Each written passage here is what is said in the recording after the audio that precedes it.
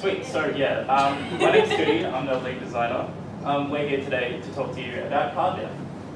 So Cardbound is a 3D adventure platformer, very inspired by games like Mario 64, in which you take control of a small paper cutout man and you explore a world made of children's arts and crafts, platforming over obstacles, collecting stickers, things like that. So our main character's name is Snip, and obviously as a small flat paper man, you use those abilities to your advantage, doing things like sliding under objects with your platform, or bending your legs down like a spring in order to jump higher.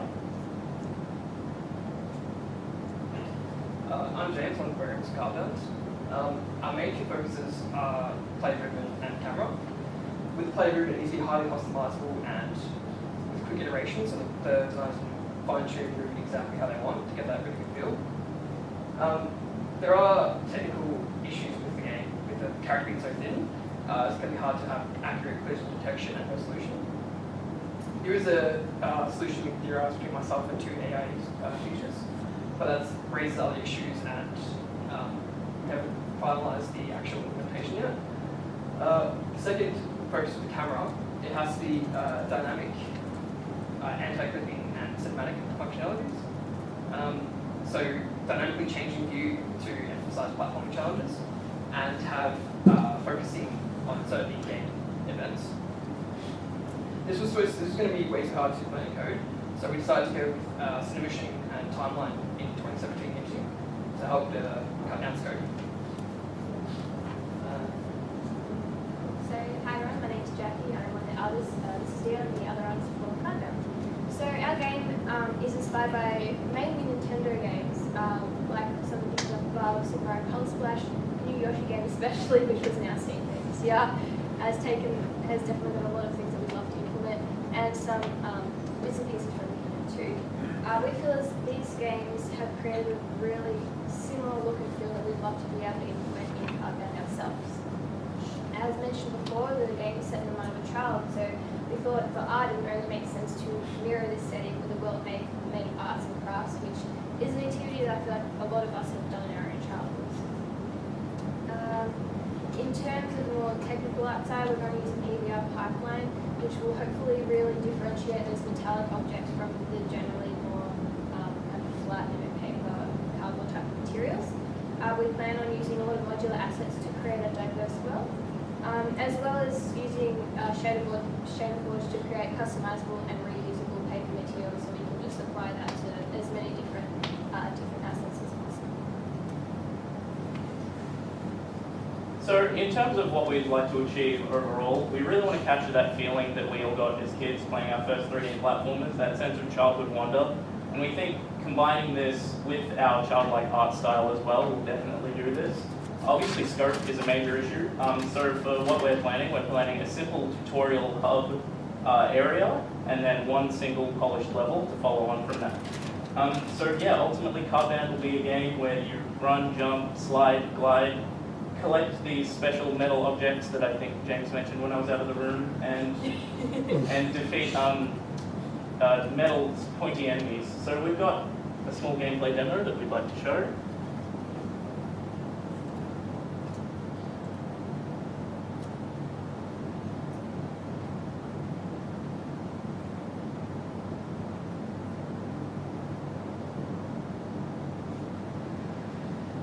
And obviously a lot's not finished yet, but you can get a good feel for the art style and the kind of open areas that we're going to try to make.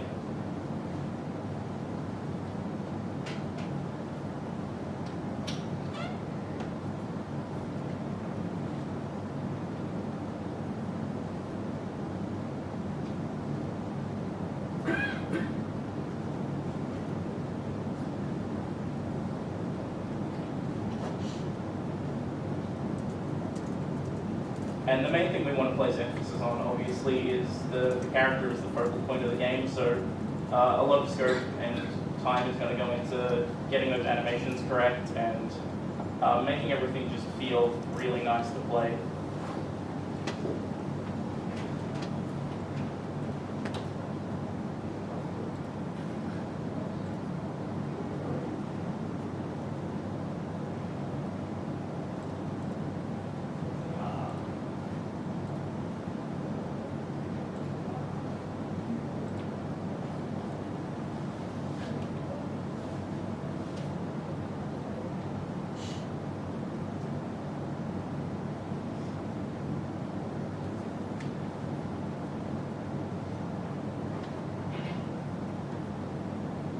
Alright, I'll leave that there.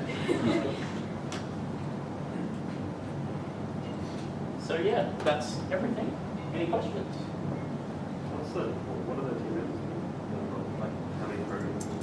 So we've got 2 artists, 2 programmers, and myself and another designer who's overseas the promotion. Yeah. So what's the, I might have missed that, what's the platform that you were designing for? Oh, PC. I guess that there's most of the work is going to be in just getting the camera working in the plan. 100%. Because that stuff takes forever. Like we've done it lots of times. Especially camera stuff. If there's what was the you said you need assets to help with that? So the machine timeline. How do they help? So I mean, 3D platformers, you want very specific control of the camera depending on how the player plays and things like that. There's still a lot of scope like set to that, but the cinematic stuff we're going to focus on because we use those tools. So it'll cut down a bit, but it still is a lot of time. And obviously a lot of that's going to come into level design as well. We've been trying to avoid like narrow hallways and things like that, so the camera doesn't get stuck. A lot of stuff like that. That stuff's very